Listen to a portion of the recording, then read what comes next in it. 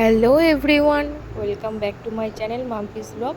আজকে দেখো একটা নতুন রেসিপি নিয়ে চলে এসেছি। এটা তোমরা সবাই বানাও বাড়িতে। তো আমি সব কিছুই তোমাদের সঙ্গে শেয়ার করি, যাই রান্না করি না কেন। আজকেও এই করলাম, দেখো এখানে আমার দেখতে থাকো। ডিমটা আলুটা সেদ্ধ করে নিয়েছি। আমি 6টা ডিমের ঝোল করব, একটা ডিম অমলেট করে ঝোল করব। সবজি দিয়ে করব আজকে। এখানে নিয়েছি পটল আর আলু আছে, আলু দিয়ে পটল দিয়ে একটু মাখা মাখা ঝোল ঝোল করব। পেঁয়াজ কুচি, ফোড়নের জন্য নিয়েছি তেজপাতা, গোটা শুকনো লঙ্কা আর গোটা জিরে। এখানে রসুন নিয়েছি 4-5 কোয়া মতো, আদা, টমেটো কুচি আর নিয়েছি চালমগজ। এটা দিয়ে আজকে ডিমের ঝোল করব। চলো দেখতে থাকো। তো এই দেখো ডিমের ঝোল রান্না করতে করতে আমার ভাতটাও হয়ে গেছে। আজকে হবে ডিমের ঝোল আর ভাত। ভাতটা এখন নামিয়ে নেব। কড়াইতে এখন একটু তেল দিয়ে দিচ্ছি। ডিমের যেটা অমলেট করব সেটার জন্য একটু তেল দিয়ে দিলাম।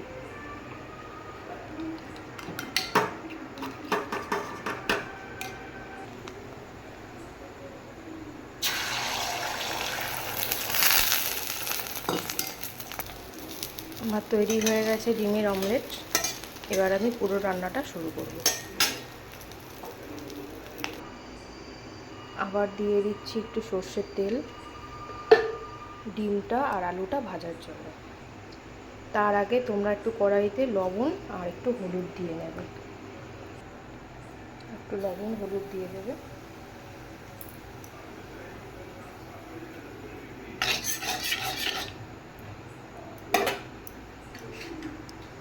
আর ডিমগুলো একটু ছিঁড়ে নেবে, না হলে কিন্তু ফাটার সম্ভাবনা বেশি থাকে। ডিমগুলো আমি ছিঁড়ে নিয়েছি সবকটাই।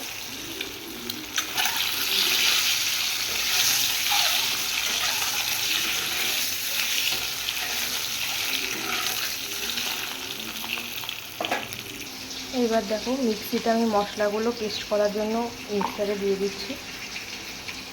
সব মশলাগুলো মিক্সারে।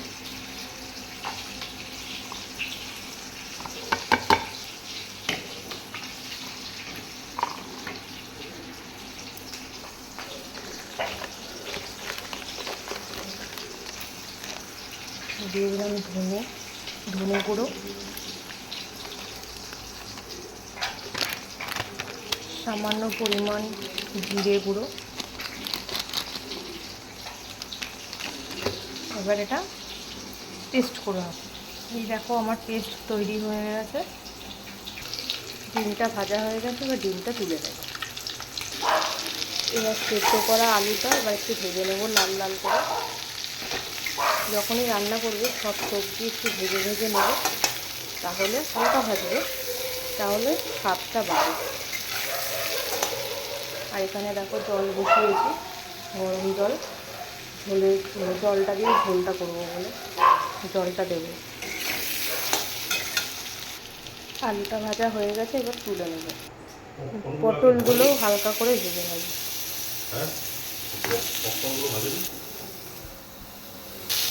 ভাজা হয়ে গেছে, এবার তুলে নেব। এবার দিয়ে দেবো সর্ষের তেল। ফোড়ন দেবো তেজপাতা, গোটা শুকনো লঙ্কা দিয়ে।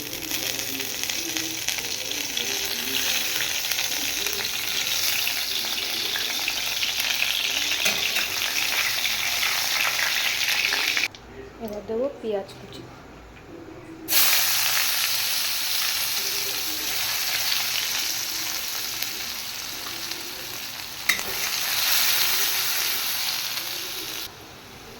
পেঁয়াজটা হালকা হালকা লাল লাল হয়ে এসছে, বেশি ভাজা যাবে না, তাহলে পেঁয়াজ পড়ে গেলে স্বাদটা নষ্ট হয়ে যাবে।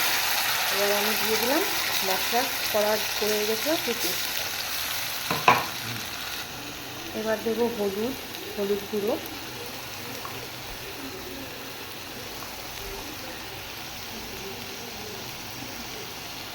লবণ,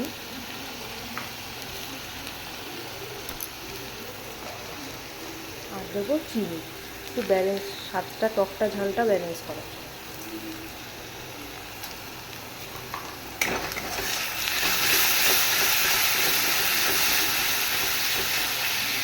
তো দেখো বন্ধুরা কত সুন্দর কালার এসেছে।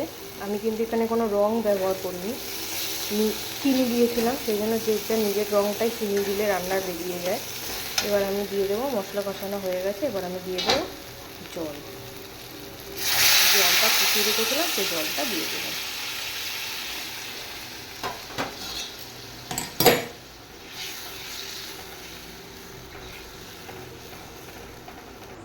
এখানে দেখো গোটা 3-4টে কাঁচা লঙ্কা আমি চিড়ে রেখেছিলাম, সেটা দিয়ে দিলাম। তো এই যে দেখো বন্ধুরা আমার ঝোলটা ফুটে গেছে। এবার আমি ডিমগুলো আলুগুলো আর পটলগুলো সব দিয়ে দেবো। এই যে দেখো আমার ডিমের ঝোল তৈরি হয়ে গেছে। নামানোর আগে একটু গরম মশলা ছিটিয়ে দেবে। হ্যাঁ, এই গরম মশলাটা আমি নিজে ঘরে তৈরি করেছি।